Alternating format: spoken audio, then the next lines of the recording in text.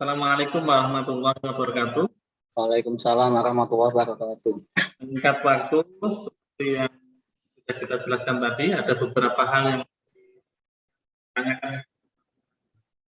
Yang pertama adalah kaitannya dengan pedagogi, yang kedua adalah personal dan kompetensi pedagogi.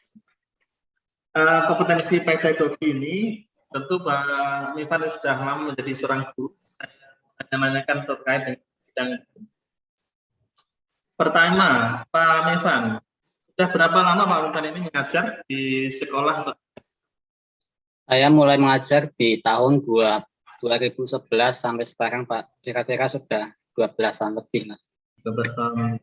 Artinya sudah pengalaman sekali. Amin. Pak Mifan ini kalau misalnya ini suatu hari di sebuah kelas gitu, kemudian di kelas itu tidak ada papan tulisnya, tidak ada LCD-nya, tidak ada apa-apanya, cuma jenengan saja. Apa yang Anda kerjakan untuk menyelesaikan masalah itu? Saya akan berusaha untuk menghidupkan suasana kelas dengan cara saya mulai menceritakan sesuatu yang menarik, kemudian dilanjutkan tentang pembelajaran yang akan disampaikan melalui lewat diskusi atau ceramah. Kenapa pakai ceramah, tidak pakai yang lain? Karena di kelas kami itu mungkin belum ada LCD yang lengkap, itu khusus kelas-kelas tertentu. Jadi kebetulan saya di kelas itu belum ada LCD-nya, Pak, di kelas saya. Kan guru dituntut untuk kreatif gitu ya. Artinya dalam kondisi apapun, Pak Mifan ini mau tidak mau harus mampu menjalankan atau melaksanakan proses pembelajaran. Tapi tidak ada media pembelajaran di situ, tidak ada LCD, tidak ada papan tulis. Nah, sebagai seorang guru yang kreatif, apa yang jenengan lakukan? Ya, saya akan memulai dengan cerita sesuatu yang hal-hal yang menarik itu, kemudian memancing siswa untuk bisa menghidupkan suasana kelas yang hidup, di antaranya yaitu memberikan tugas-tugas, mungkin bisa melalui tugas lewat buku, atau bahkan diskusi tentang pelajaran yang akan nanti saya sampaikan, gitu Pak. Oke, berarti dia tetap jalan saja begitu dengan tanpa adanya usaha apa-apa, langsung jalan aja gitu? Ya, saya usahanya kayak gitu Pak, langsung kemudian saya langsung ke materi, melanjutkan pembelajaran walaupun itu nggak ada papan tulis, kan bisa pakai buku paket atau buku LKS yang ada di anak-anak serta yang ada di kelas, dalam kelas itu. Karena kemarin kan sudah diajari di Lokakarya itu banyak hal. Harusnya jenengan sudah mampu menangkap tentang sesuatu yang harus itu yang pertama tadi ya. Oh, iya. Yang kedua, ketika kondisi siswa di kelas ini ramai begitu ya, ramai. Anaknya ini sudah ingin pulang, suasana sudah jam terakhir begitu ya. Tetapi Pak Mifan ini sebagai seorang guru kan memiliki kewajiban untuk siswa harus paham sesuai dengan perencanaan di RPP. Bagaimana cara menyelesaikan kondisi kelas itu ketika jenengan sudah membuat RPP yang bagus, RPP yang jenengan di-upload itu, tapi kondisi siswanya ramai minta ampun dan ingin pulang. Saya mengarahkan semua siswa untuk bisa menjelaskan bahwa nanti itu semua sesuatu itu butuh kedisiplinan. Kita di sekolah itu sudah ada jadwalnya, jadi kesimpulannya ketika mau pulang itu sesuai dengan jadwal yang ada. Kemudian kok masih ada tetap anak-anak itu pada ramai semua, saya memberikan tugas yang bisa membuat anak-anak itu bisa mengikuti pelajaran yang akan sampai selesai jam pelajarannya itu Pak, melanjutkan apa yang saya lakukan nanti. Contohnya, kamu beri motivasi pada siswanya gimana, Chan? Contoh, anak-anak ini adalah sebuah kelas. Kelas itu ada aturan. Jadi sesuatu aturan itu harus kita patuhi. Kalau sesuatu yang tidak kita patuhi itu pasti ada konsekuensinya. Nanti kalau kamu semua tidak mengikuti aturan sekolah, kamu bisa-bisa mendapatkan sanksi. Mungkin bisa berupa nanti orang tuanya dipanggil, atau bahkan nanti kalian tidak boleh mengikuti pelajaran sebelum menyelesaikan apa yang Ustadz tugaskan itu. Oke, gitu ya. Sudah Ya. pernah dilakukan itu? Itu sudah. Alhamdulillah ya sudah. Ya Berhasil. kadang ya alhamdulillah ya ada yang berhasil ada yang enggak, anak-anaknya kan masing-masing. Nah, sudah dicermati nggak ketidakberhasilannya itu? Yang tidak berhasil tadi. Kalau Kira-kira apa yang menjadi tidak berhasil itu? tidak berhasil itu ya kebanyakan anak itu ya mungkin hanya mendengarkan, tapi kemudian setelah itu melupakan apa yang disampaikan oleh gurunya itu. Berarti motivasi Pak Mifan ini nggak masuk di Ya masuk mungkin siswanya. 50% masuk, 50% belum masuk gitu. Oke, ya. Artinya butuh kreativitas lagi ya. Iya. Butuh banyak informasi lagi untuk motivasi siswa tadi. Itu yang pertama. Yang kedua, di dalam pembelajaran ini kan harus di RPP menggunakan apa namanya pendekatannya pembelajaran apa itu? RPP pendekatannya Pak, itu Pak. Ya di RPP jenengan yang tulis itu loh. Pendekatannya saya menggunakan pendekatan saintifik yang meliputi mengamati, mengasosiasi, mengkomunikasikan, diskusi, serta mengeksplorasi. Sudah belum sebelumnya menggunakan itu di sebelum? Kalau di tempat saya itu sudah berjalan, sudah cukup lama, di setiap hari pakainya kayak gitu. Pernah dievaluasi sejauh mana proses pendekatan ini? Kalau evaluasi sudah, cuman tidak setiap hari Pak. Soalnya kan juga mungkin pembelajaran satu itu belum selesai, ada anak yang belum paham, jadi kita mengulang kembali. Oke. Berikutnya, pernah nggak Pak Mifan ini menghadapi di kelas di mana siswa ini pinter-pinter, cerdas-cerdas begitu ya, sehingga Pak Mifan ini mau tidak mau harus bisa manfaatkan teknologi. Apa kira-kira yang jenengan pahami kaitannya dengan informasi? Ketika anak-anak di kelas itu dikatakan sebagai dibilang cerdas semua, saya akan menggunakan namanya pembelajaran yang lebih ke arah digital lagi, yaitu tentang penggunaan LCD dan mungkin bisa minjem ke kelas lain yang sudah ada LCD-nya gitu Pak, untuk bisa memahamkan lagi atau memantapkan lagi dalam pembelajaran. Yang berikutnya ini, kalau Pak Mifan sebagai seorang guru, bagaimana cara mengorganisir sumber belajar? Mengorganisir sumber belajar atau bahan ajar dalam proses pembelajaran? Maaf Pak, bisa bilang tadi ada yang keputus. Bagaimana cara mengorganisir atau mengorganisasi sumber belajar atau bahan ajar di dalam proses pembelajaran? Ketika saya mengorganisir sumber belajar, saya akan memilah dulu. Ini pelajaran ini apakah sesuai dengan anak seusia anak yang saya ajarkan kepada kelas kami, dan atau bahkan kita seleksi dulu buku-buku yang masuk ke dalam sekolah kami. Oke, terakhir ini, kira-kira setelah PPG ini apa yang dengan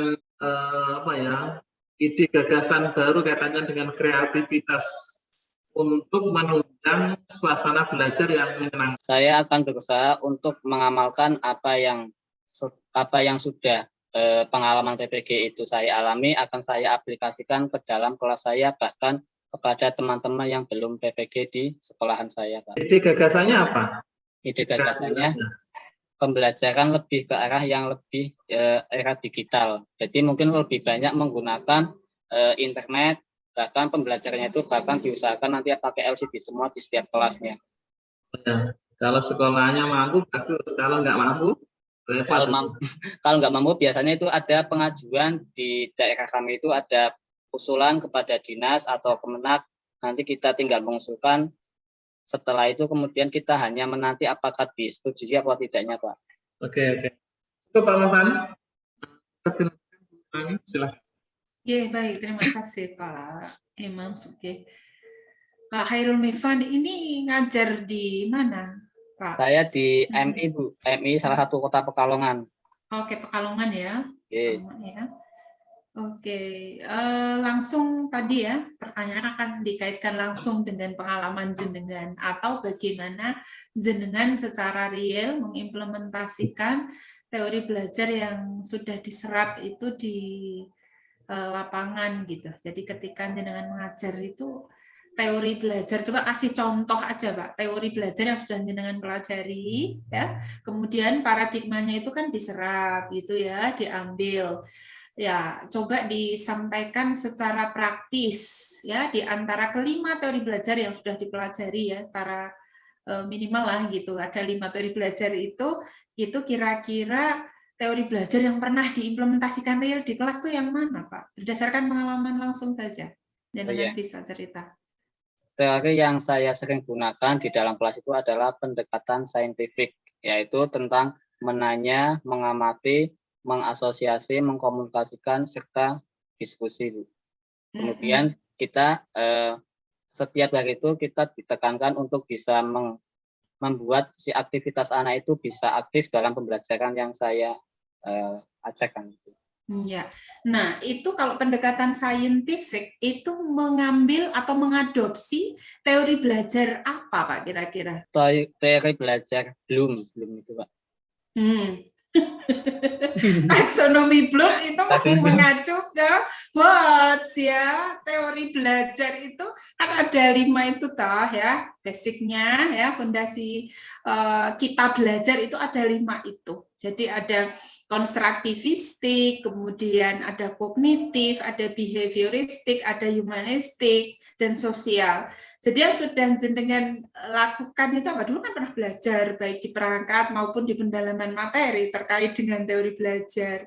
Ini kan ngulang lagi nih Pak Mevan. Ingat ya, dulu teori belajarnya itu yang sudah pernah dipelajari lah. Kira-kira apa yang pernah diimplementasikan secara real. Paling tidak saya yakin jenengan sudah pernah mendiskusikannya dulu di sebelumnya, di fase sebelumnya. Yo. Tentang pengetahuan kognitif ya, Bu. Ya, pengetahuan kognitif itu saya menekankan kepada anak-anak untuk meningkatkan tentang pengetahuan, sikap, sama keterampilannya. Pengetahuan kognitif maksudnya? Maksudnya ya, kognitif itu ya meliputi pengetahuan tentang kegiatan anak. Bukan, di dalam Pak, itu beda meneh ya, jangan lali berarti ya. Iya, itu kan bicara tentang aspeknya, belum itu 3 ranah, kognitif, afektif, dan psikomotor. Yang saya tanyakan terkait dengan teori belajar kok gitu. Seorang pendidik harus menguasai paling tidak ya paham gitu dengan teori belajar yang diimplementasikan di kelas gitu. Kan itu menjadi prinsipnya dengan ngajar ya. Dari proses penyusunan perencanaan RPP sampai dengan nanti ketika praktek betul-betul di kelas gitu dalam belajar. Ini penting sekali. Dengan nanti kan ada PPL sampai dengan tahapan belakang, Pak ya. Ini harus dikuasai, dipelajari lagi ya. Oh iya, Bu. Oke. Oh iya. Oke. Ya, mosok nggak ingat satu-satu, Pak ya. Kasih pendapat sedikit saja tentang teori behavioristik ya, yang di sana kan seorang pendidik ya, misalnya saja bisa memberikan stimulus dan respon saja, ini yang paling sederhana. Coba kasih contoh gimana seorang pendidik memberikan stimulus dan apa yang disebut respon itu, coba kasih contoh. Stimulus adalah memancing anak untuk bisa berpikir lebih aktif atau lebih tinggi lah, berpikir secara lebih luas. Kemudian kita dalam mengembangkannya itu harus melihat siswa juga. Siswa dalam belajar itu kok kemampuannya segini, ya kita menyesuaikan dengan kemampuan anaknya. Responnya yang seperti apa kalau respon itu? Kalau respon itu ya tanggapan siswa kepada materi yang kita sampaikan, kok ternyata responnya itu baik, jadi kita lebih meningkatkan lagi dalam pembelajaran di kelas itu. Ya udah, berarti nanti harus dipelajari lagi ya tentang teori belajar, teori behavioristiknya.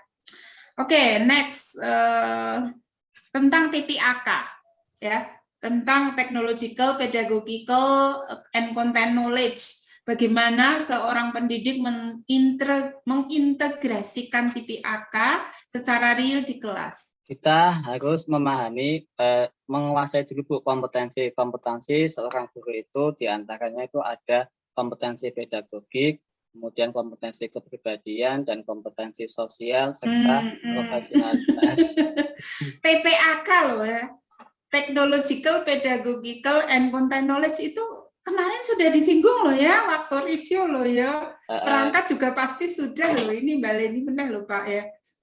Sudah, cuma terlalu tepat itu waktunya. Technological ya, P-nya itu pedagogical, content knowledge ya, TPAK, TPAK ya, TPAK.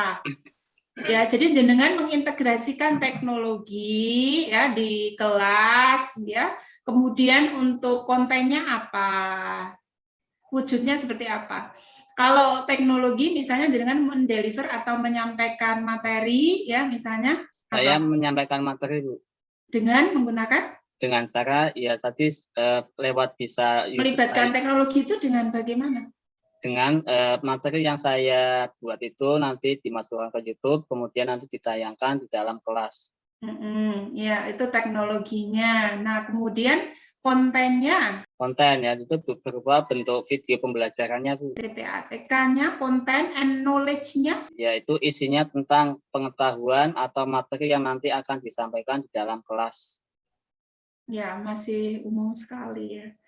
Ya, jadi secara eksplisit kan harus ada di dalam RPP ya, Pak. Nanti di ini ya, ditambahkan dan dipelajari. Jadi TPAK itu bukan tadi ya, bukan kognitif, afektif, dan psikomotor tadi. Oke, terus kemudian terkait dengan pengetahuan, ada 4 dimensi pengetahuan. Coba Pak disebutkan apa mereka. Pengetahuan ada 3 yang meliputi kompetensi itu Bu. Gimana ini Pak Mevan ini? Pengetahuan kognitif, afektif, dan psikomotor. Astagfirullah. Iya, jadi pengetahuan itu kan ada 4 dimensi toh ya. Kemarin berulang-ulang. Ini di RPP ini jenengan ada loh yo, yang saya minta untuk menghapus itu loh. Ya, faktual, prosedural, konseptual, dan metakognitif ya. Ya, Pak ya nanti Ya, pelajari lagi ya. Oke, terus next. Terkait dengan instrumen penilaian, sejauh mana jenengan membuat membuat soal HOTS ya, kemudian itu dikembangkan menjadi instrumen penilaian pada RPP. Coba jenengan cerita nih saja. Ketika saya membuat soal yang berhubungan dengan soal HOTS, saya akan mencoba soal tersebut itu bisa mengarah kepada anak-anak untuk bisa mengerjakan secara berpikirnya itu lebih tingkat tinggi. Kemudian dengan cara soal-soal itu dalam artian bentuknya cerita atau bahkan menganalisis, kemudian juga bisa berbentuk semacam diagram atau tabel-tabel yang saya buat. Jadi peserta didik diarahkan untuk mencapai kompetensi C4 sampai C6, begitu ya Pak ya? Oke. Oke, nanti dipelajari lagi ya semuanya ini Pak Khairul bisa ya. Oke, lanjut kita ke BTQ ya. Sudah berapa tahun mengajar di MI Pak? Di MI sekitar 12 tahun. 12 tahun ya, sudah lama juga ya. Oke, buka Al-Quran, surah pendek saja ya. Surah An-Nas saja. Anas. Ya, surah An-Nas boleh. Ya, silahkan dibaca. A'udzu billahi minasyaitonir rajim. Bismillahirrahmanirrahim. Qul a'udzu birabbin nas, malikin nas, ilahin nas, min syarril waswasil khannas. Alladzi yuwaswisu fi sudurin nasi minal jinnati wan nas. Shadaqallahul azim. Belum di-unmute. Ya. Ya, ini tadi saya matikan karena di sana itu ada suara yang agak mengganggu. Ya, fi sudurin nas, sudunya sot ya, jadi bukan sin loh ya di sini.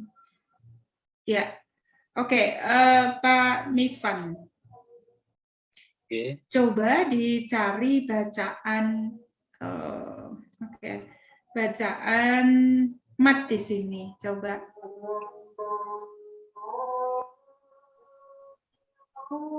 Di sini di dalam Anas ada bacaan mat di ayat ke-1 yang Hmm. au doma bertemu au sukun. Oke. Ya, terus kalau bacaan kul itu bacaan apa? Kul. Kul audu, kul itu bacaan memantul, kol-kolah. Oke, kol-kolah sugro apa kubro? Kol-kolah sugro. Ya. Oke. Ilahin nas, ilahi itu dibaca berapa harakat? Ilahi 1 alif atau 2 harokat. Ya, oke. Terus min syarri itu bacaan apa? Min syarri itu bacaan ikhfa hakiki sebab nun sukun ketemu shin. Syarril waswasi. Syarril waswasi itu bacaan apa? Yang alnya Bu ya. Itu al komariah sebab al ketemu wawu. Oke. Alladzi yuwaswisu. Alladzi bacaan apa? Alladzi yang alnya itu al syamsiyah, kalau d-nya itu matobi'i. Oke. Oke. Ya, minal jinnati wan nas. Minal jinnati bacaan? Minal jinnati kalau alnya itu al komariah, kalau jinnatinya tuh jinna itu hunah. Oke, bagus ya. Lancar, alhamdulillah untuk Pak Mevan ya. PPG-nya yang harus diperbaiki tadi tentang teori belajar ya, kemudian tadi hal-hal yang lain tadi loh Pak ya. Iya Bu. Yang sudah disampaikan di awal tadi. Oke, saya rasa cukup untuk Pak Mevan, Pak Imam. Matur suwun, saya kembalikan waktunya. Matur suwun Bu Mani. Terima kasih Bu.